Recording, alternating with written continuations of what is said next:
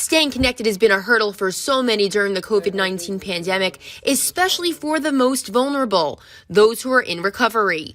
One community in New Jersey believes they may have found a solution. So we started the podcast actually as an outgrowth to a segment we were calling Rise with Hope. We started that segment during COVID when everything shut down. From what started as a live stream for individuals battling substance abuse and their families, the team decided to transition to a new weekly podcast, and they kicked it off with over 56,000 hits.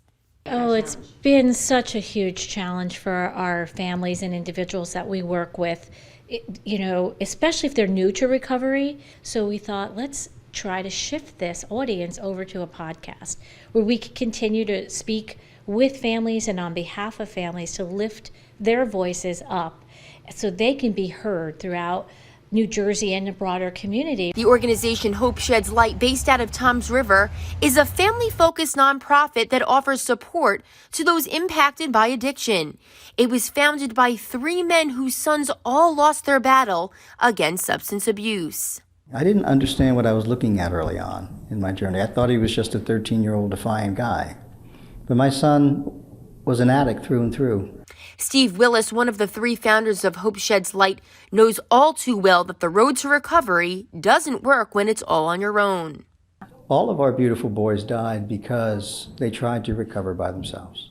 They were saying, I got this, I can do this. And that doesn't work. The families who deal with the addict need support and compassion too.